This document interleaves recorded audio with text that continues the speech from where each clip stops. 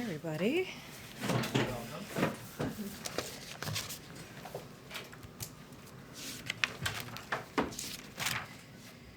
Okay, good to see everyone. I have a couple of things for you guys at the top. Yesterday we made history. Kristen Clark was confirmed as the first woman and first woman of color to lead the Civil Rights Division at the Department of Justice. And Chiquita Brooks LaSure became the first Black person to be confirmed as administrator for the Centers for Medicare and Medicaid Services. Kristen's career was launched in the office that she now leads. She personally prosecuted crimes based on hatred and bigotry, human trafficking, domestic violence, and sexual assault. She has served at two of the nation's oldest civil rights organizations, where she worked on everything from voting rights to equal education and employment. At the Department of Justice, she will continue advancing civil rights progress, including on police reform. Chiquita is a lifelong public servant who has worked at OMB, on Capitol Hill, at HHS, and at CMS, where she helped implement the Affordable Care Act. Chiquita brings a wealth of knowledge to CMS, where she will work to strengthen Medicare and Medicaid, bring down health care costs for American families, and advance health equity in communities across the country. The president was proud to nominate Kristen and Chiquita for these positions, thanks the Senate for their bipartisan confirmation, and is honored to have them serve in these key leadership positions. As you all saw yesterday, we announced that next Tuesday, June 1st, the president will travel to Tulsa, Oklahoma, and deliver remarks to commemorate the 100th anniversary of the Black Wall Street Massacre. While there, he will meet with surviving members of the community, now between the ages of 101 to 107, and tour the Greenwood Culture Center. We'll have additional details as we get closer to Tuesday. As you all know, President Biden believes affordable, safe housing is the foundation upon which families build their lives. And he knows that stable housing will remain out of reach for tens of millions of Americans, even after COVID-19 pandemic and economic crises come to an end. Across the country, there is 300,000 unit gap in annual housing supply. 11 million families pay more than half their income on rent.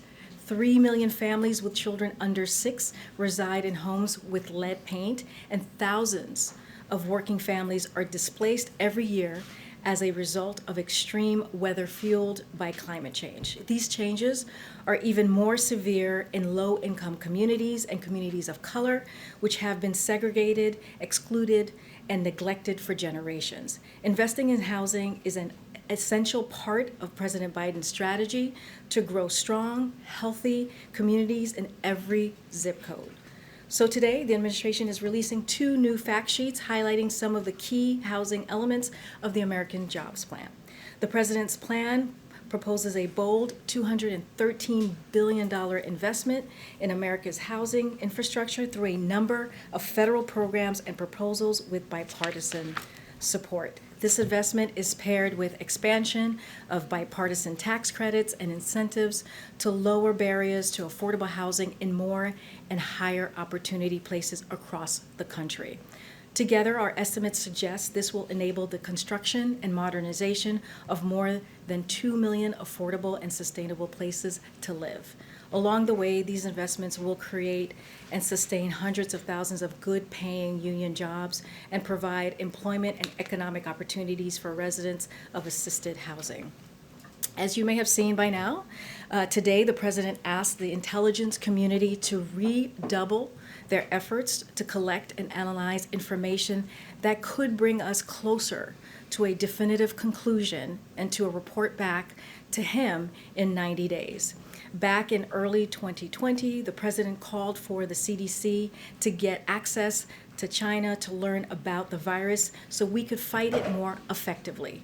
Getting to the bottom of the origin of this pandemic will help us understand how to prepare for the next pandemic and the next one. As we have done throughout our COVID response, we have been committed to a whole of government effort to ensure we're doing everything to both understand and end this pandemic and to prevent future pandemics. This is why the president is asking the U.S. intelligence community, in cooperation with other elements of our government, to redouble efforts to collect and analyze information that could bring the world closer to a definitive conclusion on the origin of the virus and deliver a report to him again in 90 days. It will be another whole of government effort, as I mentioned, including work by our national labs and other agencies. Importantly, we will continue to pushing for a stronger multilateral investigation into the origins of the virus in China. And we will continue to press China to participate in a full, transparent, evidence-based international investigation with the needed access to get to the bottom of a virus that's taken more than 3 million lives across the globe. And critically, to share information and lessons that will help us all prevent future pandemics. With that, Zeke, will you take us away? Hey, Karine. First, on that last bit about the calls for China to cooperate with these international investigations, what are the consequences for China if it does not, if it continues its current posture, which has not been to allow for a free and independent investigations into the origins of the COVID-19 pandemic? Well, right now, we're just going to focus on the president's announcement on the 90-day investigation, a more deeper investigation to really look at the core of how did we get here, right, with this pandemic, and where the origins clearly of COVID-19. And once we get to that, conclusion, we'll have more to share. So, but in terms of cooperating with the WHO investigations, there's nothing new from the White House in terms of encouraging China or penalties for China if it does not cooperate with investigations going forward? I'm not going to prejudge or make any pre-announcements at this time. We're going to go with the 90-day investigation and see where it takes us from there. On that 90-day investigation, is the White House committing to making the results of that investigation public? We'll have more to share after the 90 days. And then finally, just on this, the president's statement noted that at least one member of the intelligence community was leaning in the direction of there being a potential for a laboratory accident involved.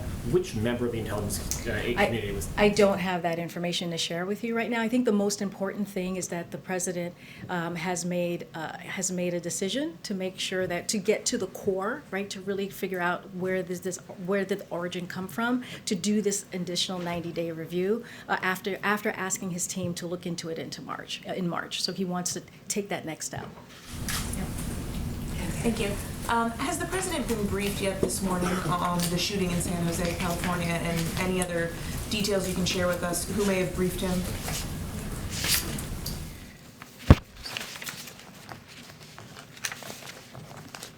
Just give me 1 second.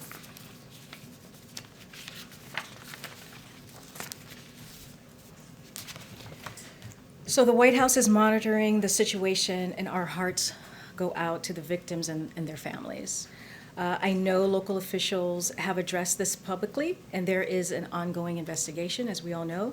We will continue to stay in close contact with them and offer any assistance as needed.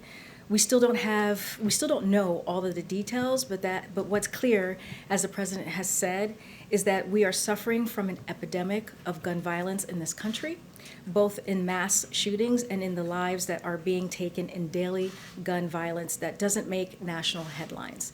That's why he has already taken an initial set of actions on gun violence that will save lives. And that's why he's calling on Congress to take action, including calling on the Senate to pass the 3 bills to strengthen background checks that have already cleared the House with bipartisan support and which have the overwhelming backing of the American people. And on infrastructure, I know you're awaiting sort of the Republican counter proposal here. Any update, any more details you may have received on Republicans' next move here? Look, as we all know, this is negotiations working in this really funny way. We make an offer, they make a counter, and then we counter. So as you all know, we made our offer and our counter, and we're waiting to hear from Republicans, which we're hearing will happen shortly, what their counter will be. This is a process. We understand that this is a town that hasn't seen a whole lot of bipartisanship over the last last few years, last 4 years to be exact. But this president is committed to trying to end that, which is why you have seen us continue to negotiate in good faith. The president's red line, the line in the sand, has been very, very clear. The way that he does not want to see, he does not want this to go, is without any action at all. So inaction is that red line, and he wants to make sure that we don't tax people who make like less than $400,000 a year. So we look forward to seeing what they come back with. One more on this. Senator Chris Coons, obviously a close ally of the president, someone who generally has a pretty good read on things over here. He has said that he thinks the Senate could pass $1 trillion proposal focused more on traditional infrastructure, splitting off some of the other items that the president has called for, and doing that just with Democratic support. Is $1 trillion something the president can support, and would he back splitting things up like this? Well, look, Mary, we're still going through this negotiation process. We have to see what the Republicans, the senators on the Hill, are going to come back with, and once we have, their counter offer, we'll know more and what steps to take next. Okay, just lastly, a bit of a personal question. Your presence here today is making history. You were the first Black woman to stand behind that podium, speaking on behalf of the president in 30 years. Just wondering if you could share your reflections with us. Well, thank you for the question. It's a real honor to be standing, to just be standing here today. It doesn't, I appreciate the historic nature, I really do. But I believe that, being behind this podium, being in this room, being in this building is not about one person. It's about, what we do on behalf of the American people. Clearly, the president believes in representation matters, and I appreciate him giving me this opportunity. And it's another reason why I think we are all so proud that this is the most diverse administration in history. But again, this is not about me. This is not about any of us. And anytime I'm behind here, and I think you've heard Jen say this as well, we are going to be truthful. We're going to be transparent, and that's the way I believe the president would want us to communicate to the American people. Thank you for the question. Thanks, Karine. Welcome. The White House publicly is mostly focused on the WHO investigation into the origins. What changed from that to the president's statement today? Well, nothing has changed. If you think about it, as I mentioned in the readout, and I'm sure you saw in the statement, the president has asked his team to look into this back in March. So this is something that has been ongoing. We have been pretty vocal with WHO these past several months, and so this is just a continuation of what the president has been focused on. We're going to see what happens these next 90 days. As we just read out, it was inconclusive, so we need to get to the bottom of this. As we all know, we've lost almost 600,000 Americans to COVID-19, and we have to get a better sense of the origin of COVID-19, and also how do we prevent the next pandemic. And so that is the focus of this announcement that we put out this morning, the president put out this morning. When it comes to the IC, their conclusions or where they land on things hasn't actually changed that much in the last 12 years. Is the president concerned that the IC does not have enough visibility, even if they're redoubling their efforts into is there a collection problem there? Well, I think this is going to be the process, right? They have 90 days to kind of, get a deeper look on this, and then we'll have a better sense of where to take this next. I mean, I do want to go back for a second. We've gotten this question about the origins, and we've been pretty vocal, right? This administration, we didn't have access. China wasn't transparent enough. We have been saying that for a very long time, that China needed to provide more access to the lab, cooperate more fully with the scientific investigators, and we don't think that they have met that standard. So we've been clear that sound and technically critical theory should be thoroughly evaluated, and data before we can give a full pronouncement. So that's the one part, right? That's the WHO in China, and now the president has asked his team to do a 90-day review. And then just one quick one on infrastructure. Republicans have talked about repurposing COVID money as a potential pay for here. Does the administration think that's feasible? Is that something the president is willing to consider? So, Phil, as you know, we have not seen the counter proposal yet. We'll look forward to reviewing that. Seems like tomorrow that might happen. But, the president has been clear that his line in the sand, as I just said, is raising taxes on Americans making more than $400,000 a year. But we should also be clear that there are simply not hundreds of billions of dollars in COVID relief funds available to repurpose. As of the end of March, about 95% of the $3 trillion in pre-rescue plan COVID relief funding has either been obligated or is for PPP, unemployment insurance or nutrition assistance, where the money is going out as planned to specific businesses and people. Of the remaining 5%, the largest categories of unobligated balances are in the Healthcare Provider Relief Fund, funding for rural hospitals and healthcare providers, and disaster loans for small businesses. So turning to the American Rescue Plan, the legislation is working exactly as needed, delivering relief to families, businesses, and communities to bridge our economy to end the pandemic and into a strong recovery, which is what we're working towards. Thank you. First on the economy and concerns about inflation, the JP Morgan CEO, Jamie Dimon, warned today that we're going to have more inflation, less productivity, and slower growth if future federal spending, administration spending, isn't done productively. The federal government, not historically known for efficiency. So can you guarantee there's not going to be any waste in the possibly $4 trillion more of spending in the next couple months? So let me first step back for a second. When we think about the inflation, when we think about where we are currently, look, the president's plan is working. We are growing the economy from the bottom up and the middle out faster than any time in the last 40 years.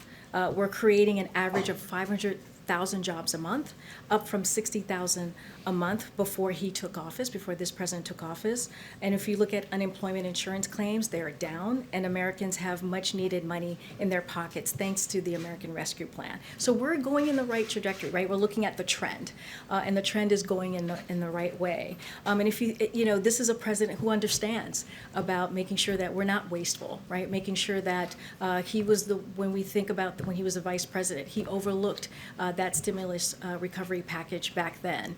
And so he made sure there was no corruption and no waste. And so he understands how this all works, and he has a team that will be on top of this as well. And I know that one of the big things for him is not to raise taxes on anybody that makes less than $400,000 a year. But if there is inflation because of wasteful spending or any other reason, and everything is more expensive for everybody, is there concern that that could be a tax on the poor, effectively? I just want to be really clear about the American Jobs Plan and the American Families Plan proposal. Look, both of those plans will create job opportunities for all Americans, rebuild our crumbling infrastructure, invest in research and development, and educate our children, and combat climate change. So these plans that we're talking about is actually an investment in our country, an investment in people, an investment in families that we need, that we have long needed, even before we saw what the pandemic has done to everyday Americans. And then just last one on COVID-19 origins. If it turns out that COVID-19 originated from some sort of a lab accident in China, which the president now says one element of the intel community thinks is possible, would the president seek to punish China? We're not going to go there just yet. We have to go through the 90-day review, and once we have the 90-day review, we'll be able to reassess. But just on a just take a step back, anything that kills 591,116 Americans, is that something, if another nation either was responsible or knew more than they were letting on, like you said, they weren't letting the inspectors in, and that hurt the overall investigation forever, what would the president do? Would he do anything? I mean, he's doing something right now. He asked his team back in March, right, to do this, to look into the origins of COVID-19. This is incredibly important. Like his statement says, we need to find out where the COVID-19 originated from. So the president has been very clear. He actually, spoke out about this back in 2020. So this is not the first time we've heard his voice, his concern about the origins of COVID-19. So we're just taking the next step. I'm just not going to prejudge. I'm not going to make a statement until, until we know what happens after this 90-day review. Thanks for that. Karine, welcome. Hey. As for the opening statement, we received a statement on the origins of COVID-19 from the president, where he said, among other things, that this report may include specific questions for China. Given China's lack of transparency as it relates to the WHO joint study, why does President Biden think that China would answer the questions that the U.S. wants as it relates to the origin of COVID-19? Look, the COVID-19 pandemic has taken, I think, 1.3 million lives globally, 600,000 American lives about. And it's imperative that we get to the bottom of just where the pandemic originated, not just for the purposes of understanding this pandemic, but the pandemics to come, as I've already kind of alluded to. And so this is something that we're going to, continue to have conversations on. This is a global effort. It's not just United States alone as we're working with the WHO. This is our process here with the 90-day that I just mentioned review. But we're just going to continue to work with WHO.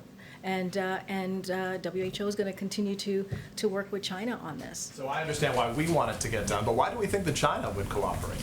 This is something that you have to ask the Chinese government, right? This is something that should be important. It should matter to them, but this is a question for them as well. Has the president specifically asked or made this ask of President Xi of China for their cooperation in this effort? I'm not going to go into details of private conversation that the president may have had with President Xi.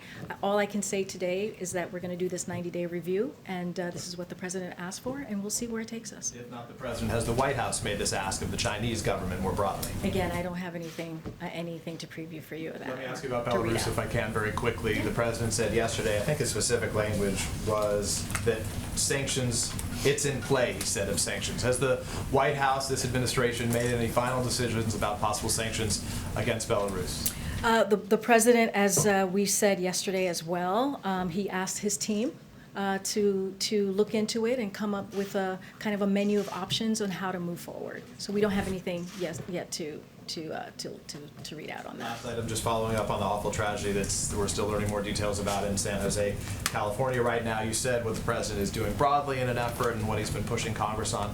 Are there any Republican lawmakers in particular that he's reaching out to? What specifically is he doing in terms of that effort now to try to push this along, given great frustration that it appears stalled any broad gun reforms? As you know, as I laid out, the president made some historic proposal plans of his DOJ just about a month and a half ago, which is the most, which is kind of historic when you think about what presidents have done in the past when it comes to dealing with gun violence prevention. The president talks to many Republicans and Democrats on the Hill. As you know, he was a senator for 36 years, a vice president for 8 years. He has a lot of close relationships. They talk about an array of issues, and so I don't have any specific conversation to read out to you about this particular issue. But he continues to call on Congress to move on getting gun reform done. Thank you. So there was a letter from 15 states to your climate envoy, John Kerry, this week. And in that letter, they expressed issues with Kerry pushing banks to divest from fossil fuel companies. And they said that they would be pushing back on that.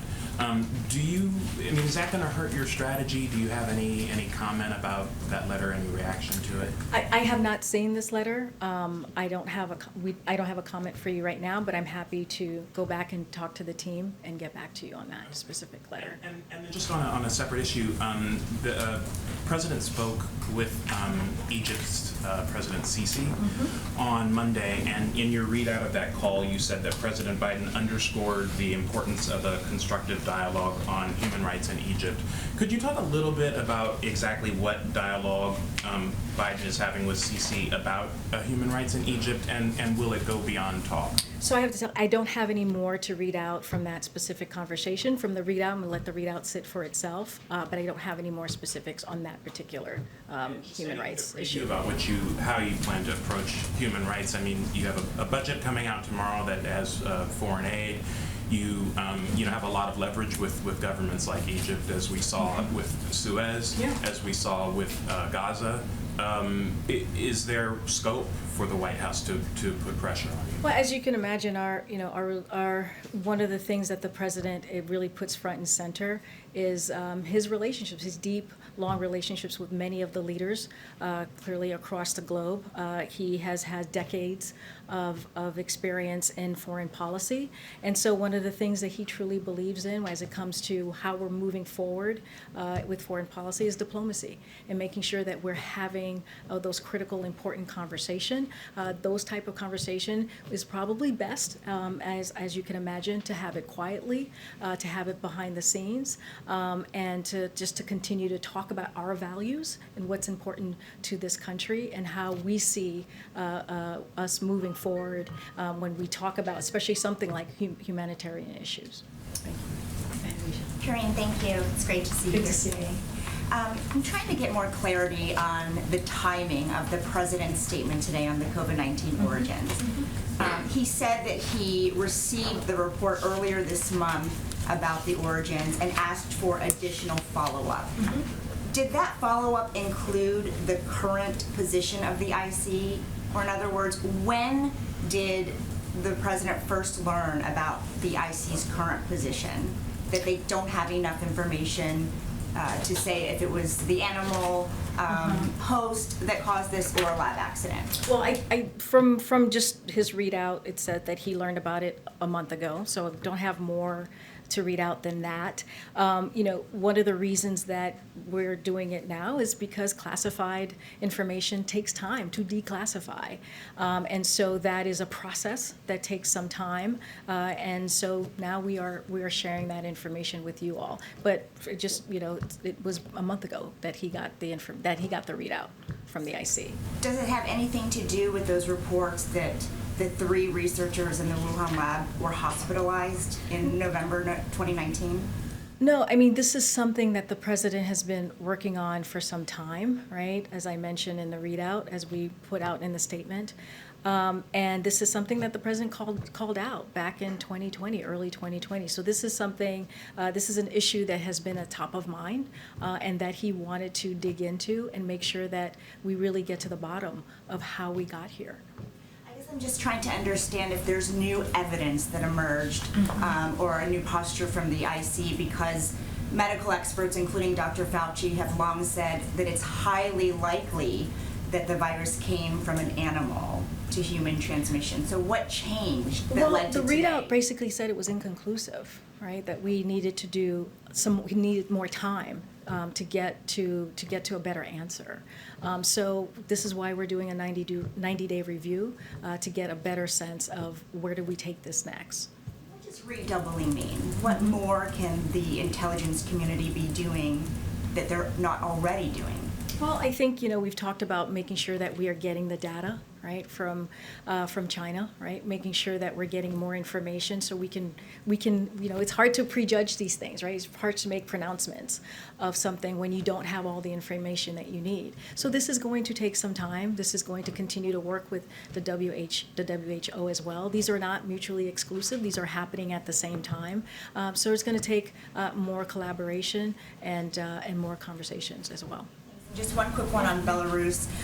Raman Pratasevich's mother has issued an urgent plea to world leaders to help free her son, saying, please save him. They're going to kill him in there. Is there anything that President Biden can do to help secure his release? And has he communicated yet with President Lukashenko? Well, one thing, I don't have a call to read out on your second question, but, the president, as I mentioned, has asked his team for options. They are working through them now. He spoke a little bit about it yesterday, as I think Peter just mentioned. Look, the Europeans are leading on this. This was a flight that was between European capitals. There were Americans on this flight, clearly, as well, and we are very concerned. The president condemned it, and there will be more to come. No problem. Thanks, Ouija. Okay, Mario. Thanks, Karine. Congratulations again on being at the podium. Another question on COVID. The language that you all used specifically mentioned an accident. Does that mean that you've ruled out, or the IC has ruled out, that it was deliberate or not an accident? We haven't ruled out anything yet. Again, we're going to go through this, this redoubling down of a 90-day review, and we'll have more to share. And then what makes the president confident that the IC community, the intelligence community rather, can come up with more better evidence in the next 90 days, given it's been working on this for the better part of the past year? Well, he asked him to again, double down, as you just mentioned, and dig in and see if we can get more data, more information. There's not much more I can say about what, our intelligence community is doing. We're going to let them do this 90-day review, and we'll see where we are at the end of 90 days. Just one more on China. The Chinese have indicated that they like to see some of the tariffs rolled back before they engage in discussions with the U.S. trade representative. Is that something that the administration is willing to make concessions to facilitate those talks? I don't have anything to share about the tariffs and trade that we're in conversations that we're currently having right now. And final question domestically. The president, of course, met with the Floyd family yesterday. How does this meeting change the White House's strategy toward getting police reform passed? I'm so sorry. Can you say that last part? I didn't hear it. The president met with the Floyd family yesterday. Yes. How does that meeting, if in any way, impact the president's strategy toward getting the George Floyd Policing Injustice Act passed? Yeah. So as you mentioned, his meeting with the Floyd family yesterday, this is deeply personal to the president. Over the last year, he's gotten to know this remarkable family.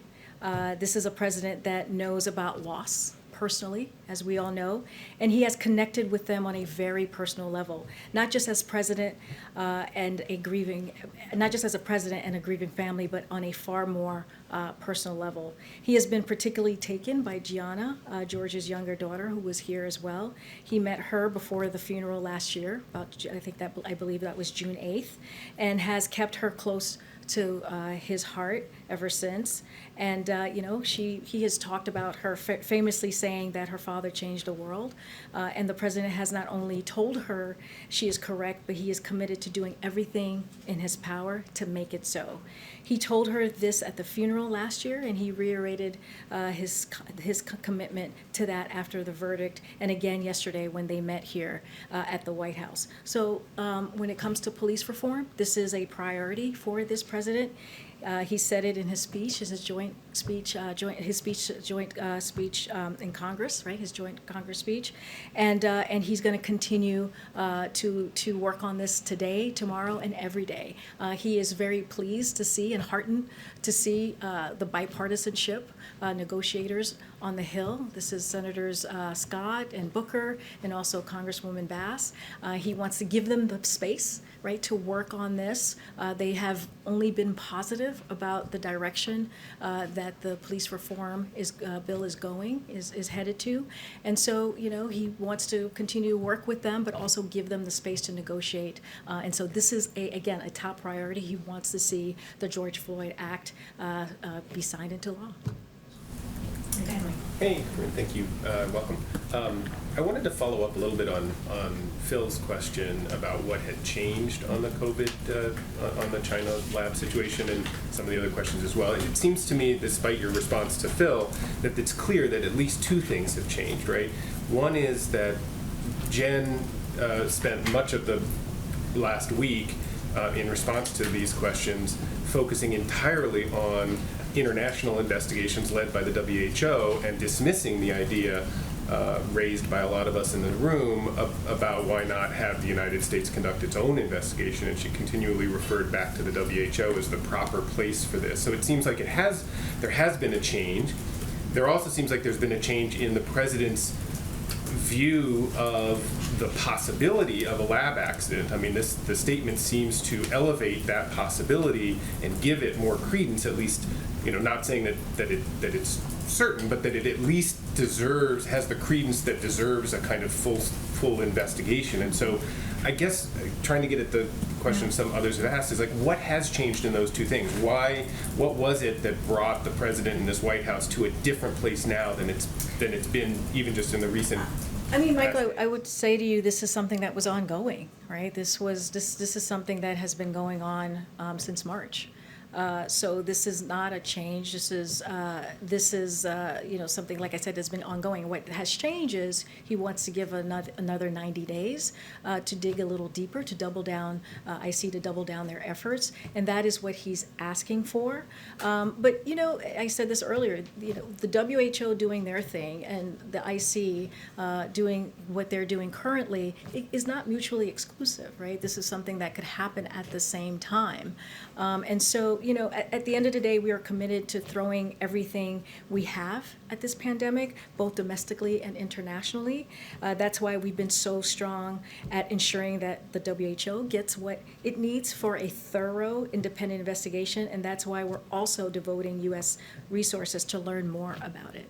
And I don't want to beat the dead horse, and it's not fair to ask you to answer for Jen, but then why was this White House so dismissive of the idea of an independent, a U.S.-led investigation if the president was already interested in that kind of investigation before? That seems to be. I mean, Michael, I get your question. You've been doing this longer than many of us. As you know, we don't speak about everything that's being reviewed. Especially as something like this that was actually classified, and it takes time to declassify something so that we can share with all of you.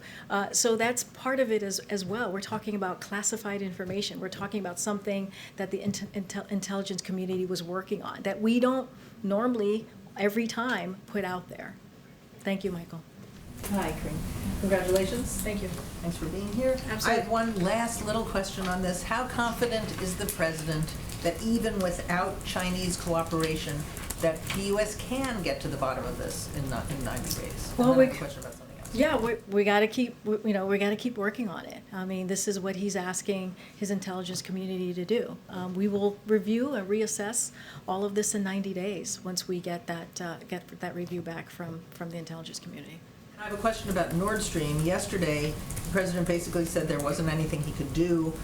It was already completed by the time he took office. He said if he went ahead and imposed sanctions, it would be counterproductive to European relations.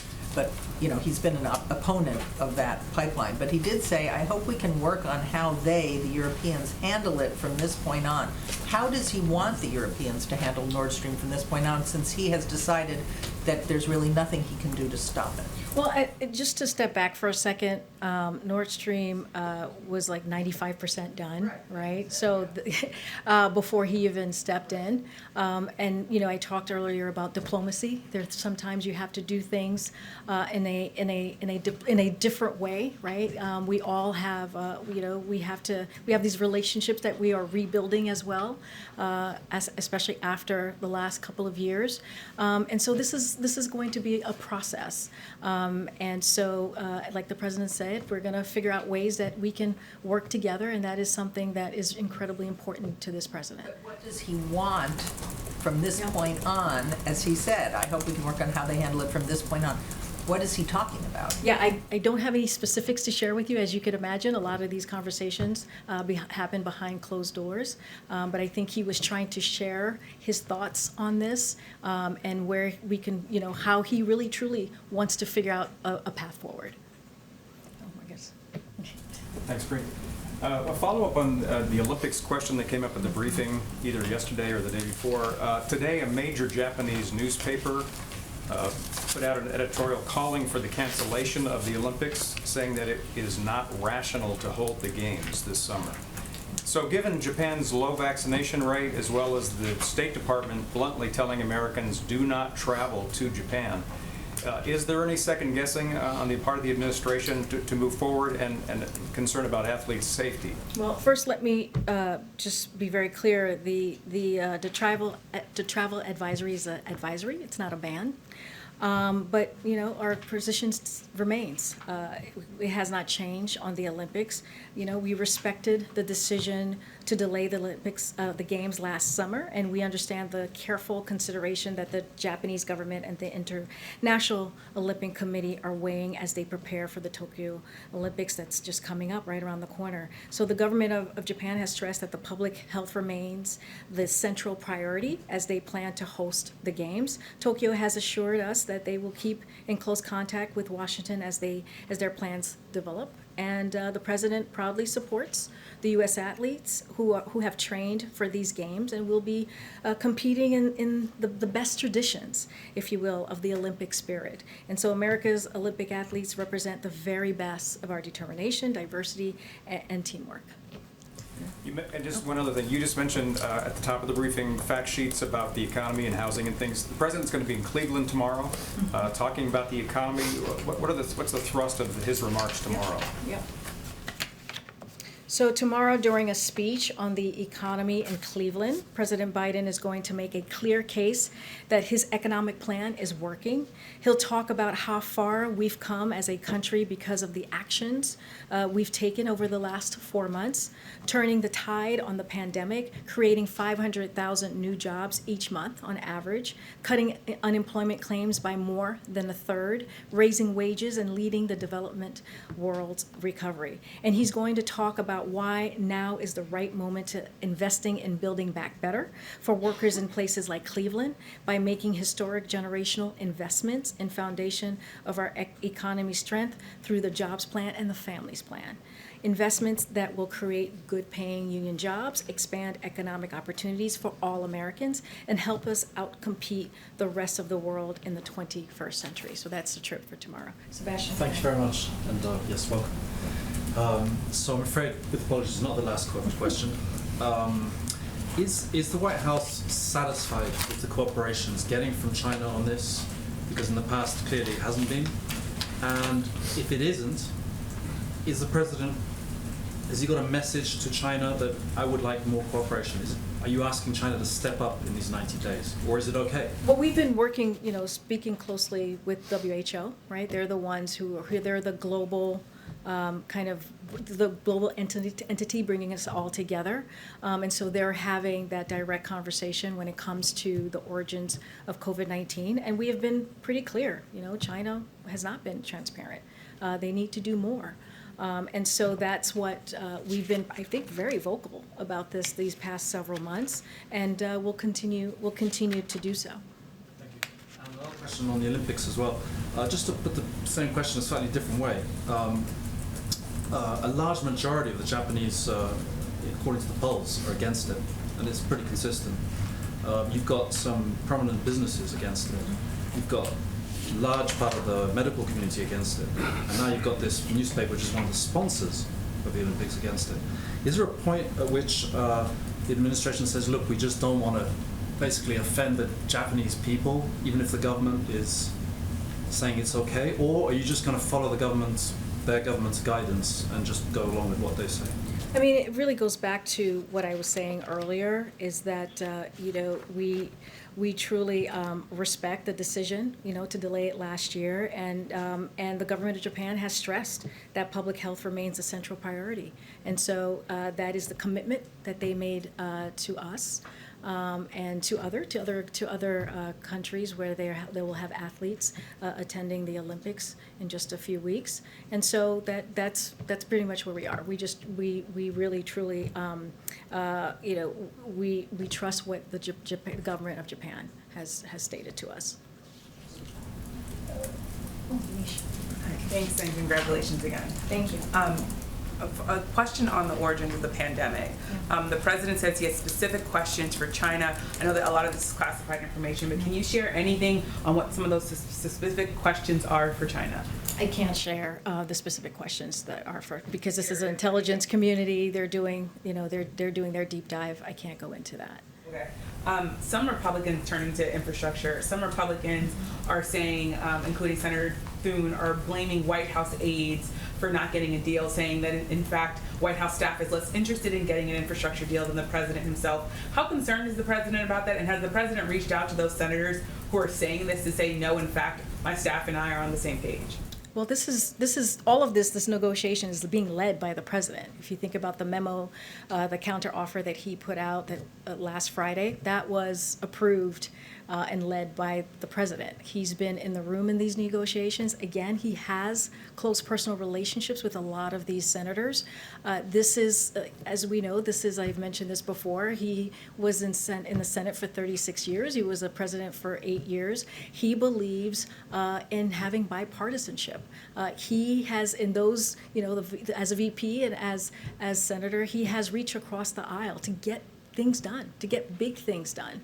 And so this is how he sees this moment. This is an infrastructure, infrastructure is a bipartisan issue. This is something that Democrats, Independents, and Republicans truly care about. We're talking about investing in our country, investing in people, investing in roads, right? Investing in bridges. This is something that will have a long-lasting effect, something that we haven't done in a generation. So this is something that we believe, he believes, more importantly, that should have bipartisan support, and that's what he's going for. And thus far, we are seeing negotiation happening. We're waiting to hear the counteroffer from senators on the other side, Republican senators. And so once we get that counteroffer, we'll have more to share. Ask you one about COVID and equity. I know there are, of course, COVID briefings, but the share of Black people who are making up the new coronavirus cases in cities like DC has risen sharply, and this is after the vaccines were widely available. In DC now, 80% of the new COVID cases are Black people. How concerned is the president about that, and does he see that as a failure, his responsibility, specifically when it comes to the number of Black people that we're seeing now get COVID? So it's a great question, Yamiche. Earlier this week, Jen talked about the wartime kind of response that we've had to COVID-19 and the successes. We've actually seen some great successes on getting people vaccinated, but we still have a lot of work to do, right? We have, the president made a pledge to have 70% of Americans by July 4th have at least one dose in arms, 160 million Americans fully vaccinated. And so that means that we have to bring everyone along. And as you just iterated, the president puts equity in everything that we do. Equity, we have a equity task force. There's a reason why we have that, because we want to make sure we don't leave communities behind. And so one of the things that we're doing and we're continuing to do is we've got to meet people where they are. That's why now in many pharmacists you can walk in and get that vaccine. It is free. It's something that clearly we're working really closely with states and local governments on. We have mobile units in communities do not have access to close access to CVS, or maybe don't even have a doctor to go to. So we have made it so that we are meeting people where we are. And one thing that we have learned: the more people who get vaccinated, the more of the confidence of the vaccine. You see that number going up. So we do have a lot of work to do, but we also have some successes that we can point to, that we can continue to replicate and continue to get out there and make sure we bring all communities along. If I could, with a quick follow-up. Yeah, absolutely. You said that the president, and it's true, of course, the president's put equity at all the center of a lot of what he's done on the pandemic. Of course, these numbers, though, tell a different story, just in terms of, again, here in DC, 1 in 10, I should say 8 in 10 people, the new cases are Black people. What's the disconnect there that you think? What's failing? What's broken? What could be happening more to prevent the numbers from going in the direction that they are? Yeah, and look, as I said, we still have a lot of work to do. That's very critical and important, and it's alarming, those numbers, right? Because like I said, in order to get back to normal, we have to bring everyone along. All communities need to get vaccinated, and we have to be able to do that in a way that, like I said, we don't leave people behind. But I think one of the things that we are doing is making sure that we have those trusted voices on the ground, making sure we have a community core, more than 6,000 people, where we have people who are in those local communities that are continuing to have those conversations with people who have hesitancy, with people who may not know or have the full information.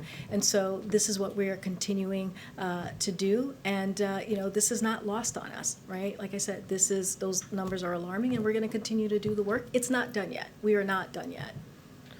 Thanks, Karine. Oh, thank you. Okay, I'll take this last question. Corinne, hi, Tony Yeah. Toll with Spectrum News. Congratulations, by the way. I have to start by apologizing because I'm going to ask about the COVID origins again. But you said you were confident, the administration is confident in U.S. investigation into this. But are you guys confident in the World Health Organization's credibility? This statement greatly differs from the findings that the organization has put out. They said it was extremely unlikely that this came from a lab leak. Is the administration going to call on the World Health Organization to call for a new investigation, an independent investigation? How confident in the results that you'll find in that? Yeah, I mean, we've been very clear on that. We've been very clear with the WHO to continue to get to the bottom of this, to get the additional data that we need to figure out where the origin of COVID is from or came from. And so this is like I said, we've been in vocal. We're going to continue working with the WHO. We rejoined the WHO once very early on, and one of the reasons why we did that is to be able to hold them accountable as well, right? This is a global institution that brings everyone together, and so it's important that we get. It's important that they have the information, they get the information, so we know how to move forward. One question on the budget. Progressives in Congress are calling on the Biden administration to slash funding to the Pentagon's budget.